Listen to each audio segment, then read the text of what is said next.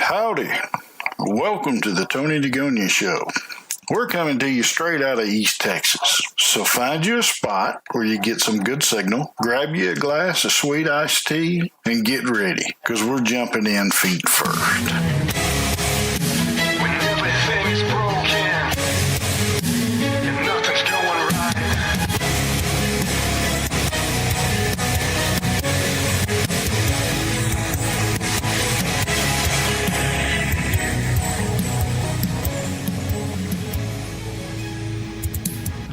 Good morning, everyone. This is Tony DeGonia of the Tony DeGonia Show. I am so glad to be back in my home state of Texas, East Texas to be exact. Spent a couple of weeks out in Tampa, Florida, and that made for some interesting time. As I told you guys before, I started a new job out there, and went out there to get a little training, do a few things, and now I'm back. I'm ready to go full steam ahead with the new job. For those of you who don't know me, I was out of work for about 3.5, 4 months. And this show doesn't provide any income for me. I don't ask for any income. I don't advertise. If I do advertise for someone, that is pure graciousness, purely out of the kindness of my heart. And we will have an advertisement after this segment, simply because we're going to discuss a little bit and give you guys some information on a foundation that's near and dear to my heart. But what I want to talk to you today about is Memorial Day. It is Memorial Day. Should be about 10:30 a.m., which is what time I have this slated to launch. So it is Monday, May the 28th, 2018, roughly around 10:30 a.m. This is episode number 17 of the Tony DeGonia Show, and today we're going to talk about Memorial Day. Being an ex-military member myself, Memorial Day kind of holds a special place in my heart, right up there with Veterans Day. But what I want to tell you what Memorial Day is all about, and I'm sure you guys have went out and read stuff, and so you have an idea. But I like to really dig into the history sometimes, because it gives you a better idea of where it's actually coming from, and what how did it actually come about? Was there controversy surrounding it? Things like that, right? So I want to start off by talking about Memorial Day, and what many people don't understand is that Memorial Day is not for current veterans. So you would not come to me and say on Memorial Day and say, Tony, thanks for your sacrifice and thanks for being in the military. That would not be appropriate, because Memorial Day is for the fallen.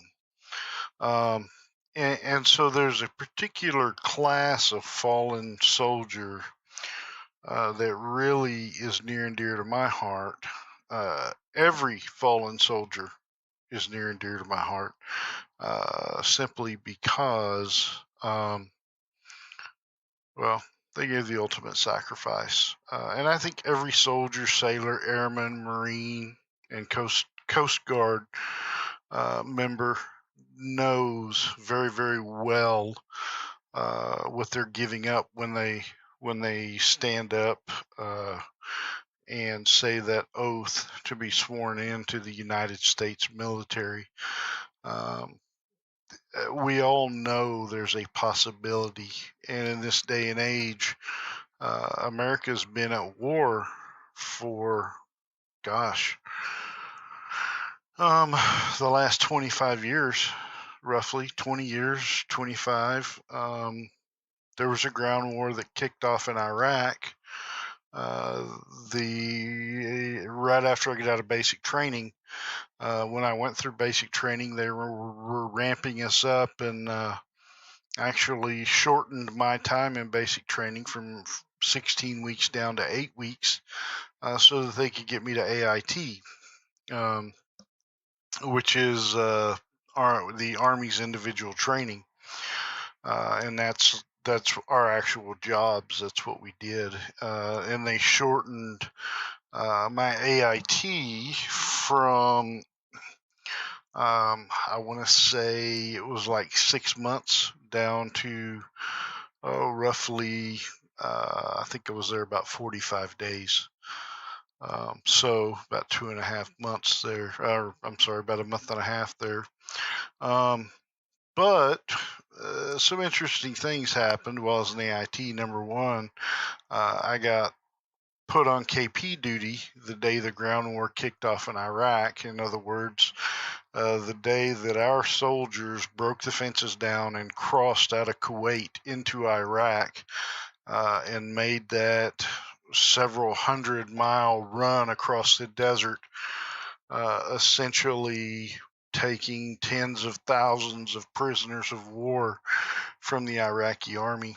If there was ever a war to be in, that was probably the one. I think we lost a total of 43 soldiers in that war total, and I think a few of those, even though we lost them, it was because they took their own lives.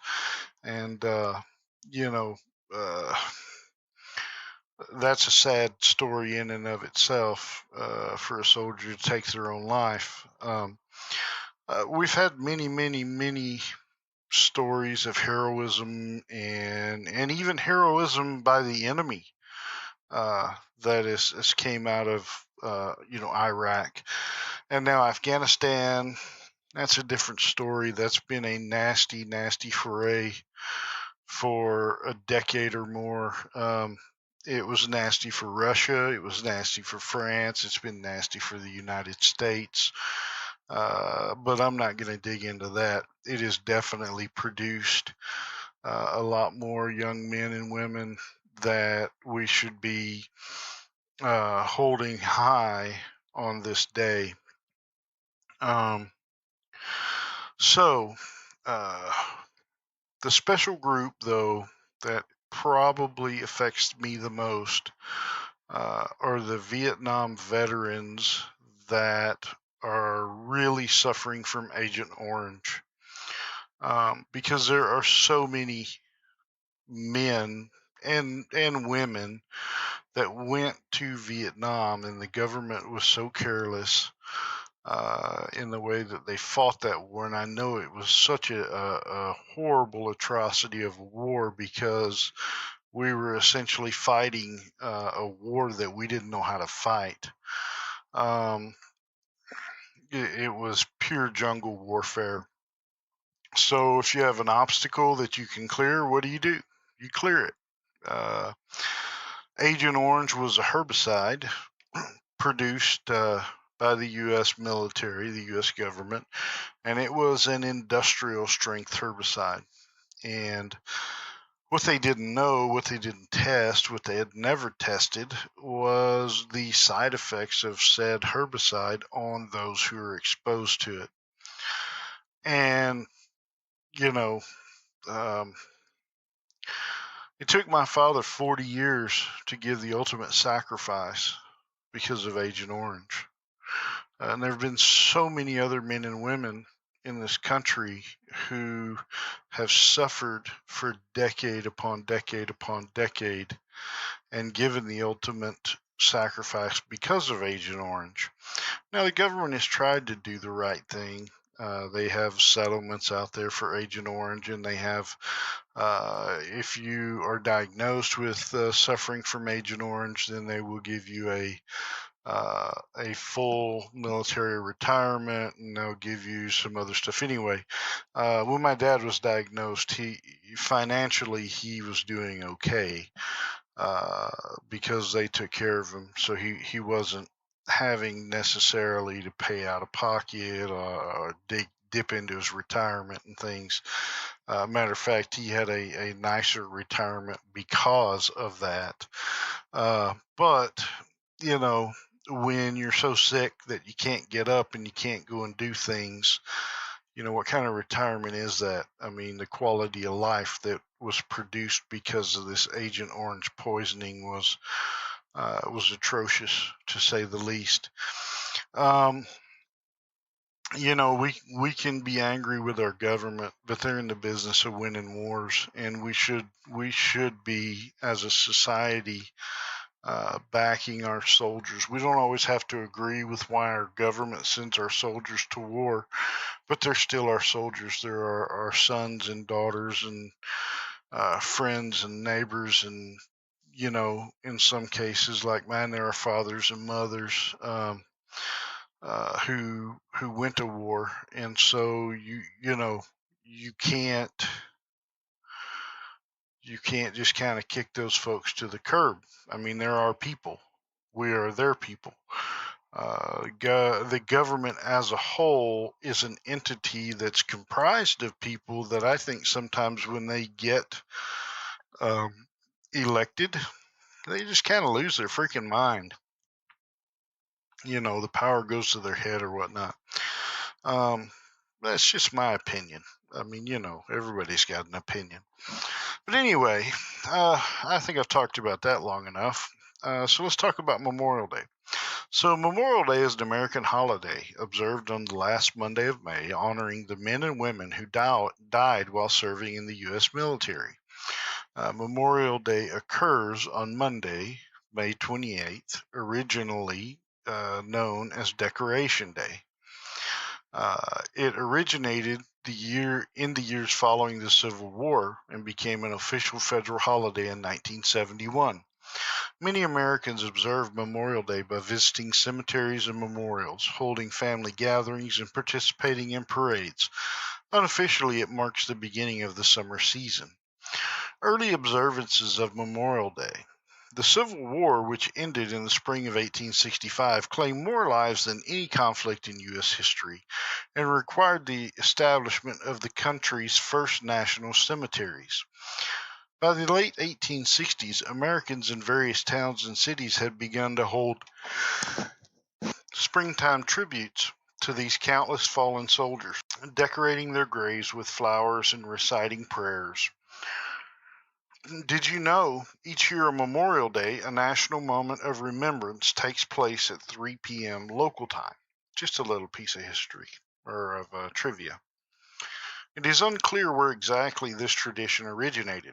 Numerous different communities may have independently initiated the memorial gathering. Nevertheless, in 1966, the federal government declared Waterloo, New York, the official birthplace of Memorial Day. Waterloo, which first celebrated the day on May 5th, 1866, was chosen because it hosted an annual community-wide event during which businesses closed and residents decorated the graves of soldiers with flowers and flags. Decoration Day. On May 5th, 1868, General John A. Logan, leader of the Organization of Northern Civil War Veterans, called for a nationwide day of remembrance later that month. The 30th of May, 1868 is designated for the purpose of strowing with flowers or otherwise decorating the graves of comrades who died in defense of their country during the late rebellion, and whose bodies now lie in almost every city, village, hamlet, churchyard in the land. To date, Decoration Day, as he called it, was chosen because it wasn't the anniversary of a particular battle. On the first Decoration Day, General James Garfield made a speech at Arlington Cemetery, and 5,000 participants decorated the graves of 20,000 Union and Confederate soldiers buried there. Many northern states held similar commemorative events and reprised the tradition in subsequent years.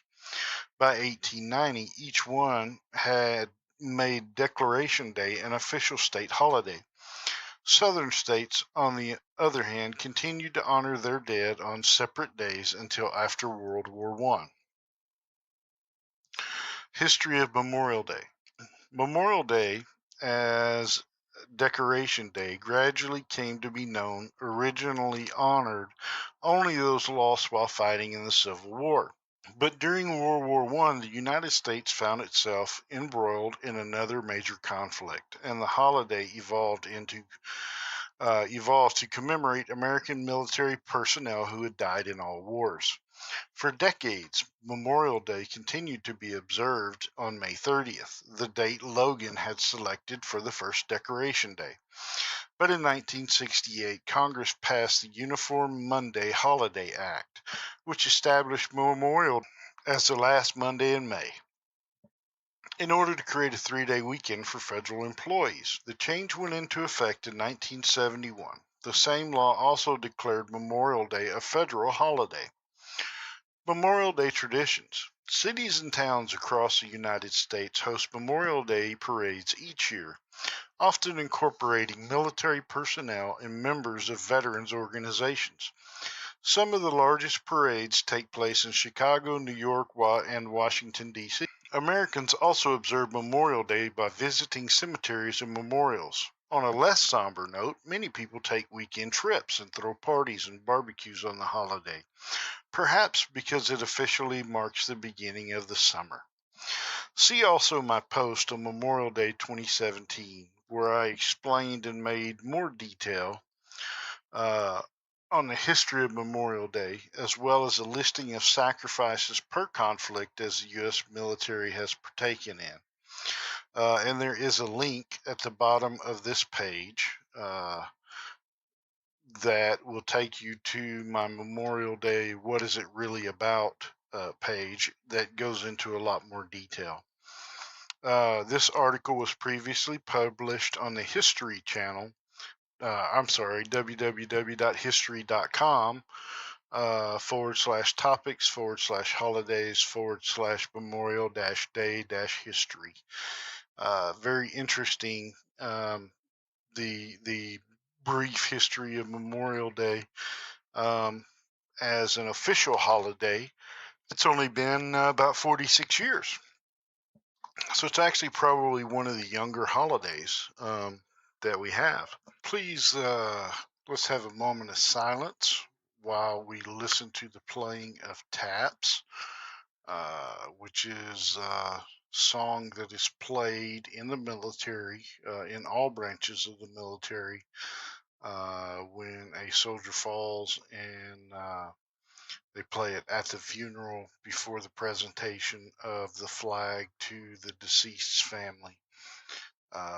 This is Taps, performed by the United States Army Band.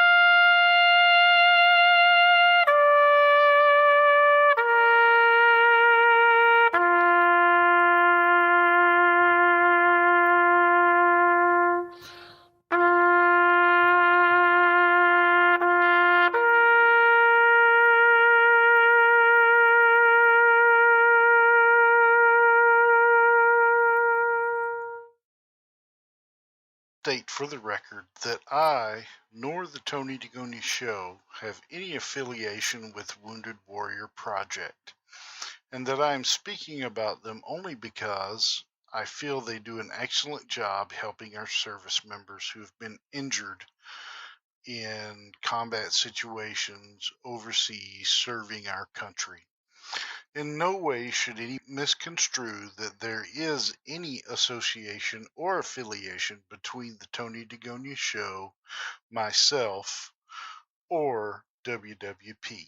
I like the Wounded Warrior Project because they are there to help military service members who have endured life-changing events, both physically and mentally, get back to a productive life, no matter what that means today. I know that Memorial Day is for celebrating the fallen, but there are so many who have fallen but have been dragged back into their lives, changed forever. And it takes a lot of hard work to overcome the changes that 50 years ago would have meant certain death. But today, many of our service members are learning to overcome because advanced technologies and advancements in medicine were able to save their lives, when in the past they wouldn't have. In a moment, we'll hear from Mr. Michael Lennington. Michael Lennington serves as Chief Executive Officer for Wounded Warrior Project, WWP. He brings 35 years of military experience and leadership to the organization. In this position, Michael oversees day-to-day operations and works with the executive team to set and implement the organization's strategic vision. He is responsible for ensuring WWP's free direct programs and services continue to have the greatest possible impact on the warriors, caregivers, and families they serve.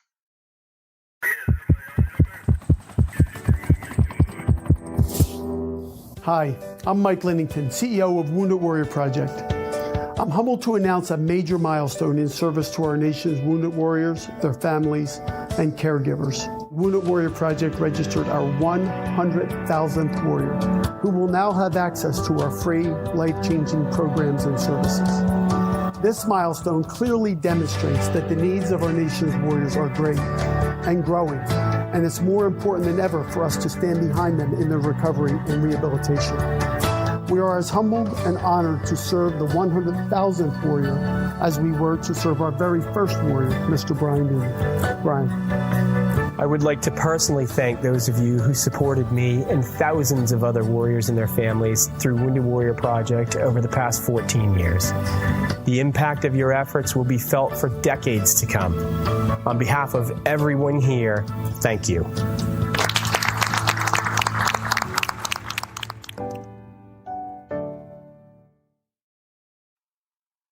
I want to thank you for joining us today on this fine Memorial Day. Please take a moment and say a prayer. Take a moment and visit one of the national cemeteries in your area, and just take a good hard look at those who have sacrificed. I mean, those national cemeteries are neat anyway because you'll see soldiers from every era, soldiers and service members from every era. They've given the ultimate sacrifice. If you can make it to Washington, D.C., go see the wall. There are a number of things that you can do, but just remember, behind all the parties and the bonfires and the hot dogs and hamburgers and the beginning of summer and the steaks and the beer and all of that,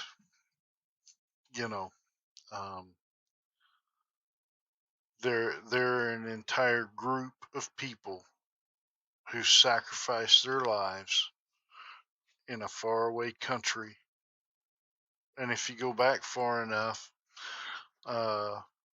in our own country, just so you can have the life that you have today. It may not be a perfect life, but you have a life filled with freedom, and you have a life filled with possibilities. And so I challenge you, each and every one, to live your life in a way that would make those who have sacrificed so much proud. There are so many out there who've sacrificed that could have done bigger and better things, but they didn't. They chose to protect us and protect our country. So live your life boldly. Live your life in today. Look to the future and learn from history.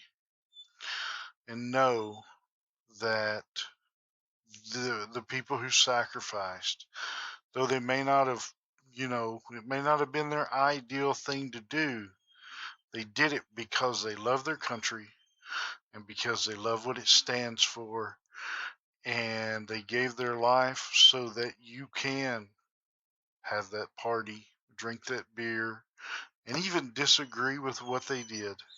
That's okay, because that's what they were fighting for. This place called America that is so great. I thank you very much for joining me. I shall bid you adieu, and we will see you down the road. Have a happy Memorial Day, everyone.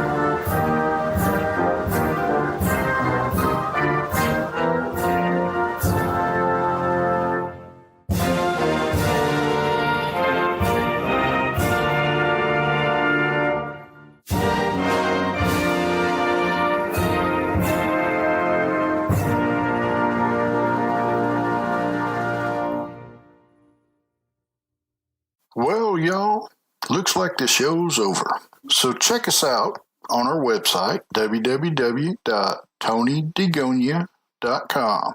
Then click on the Tony DeGonia Show button at the top of the page. You can also check us out on YouTube, iTunes, Google Play, Podbean, or Spotify, or any of our social media outlets, which you can find on our website at www.tonydegonia.com. Hey, thanks for listening in, and we'll see you down the road.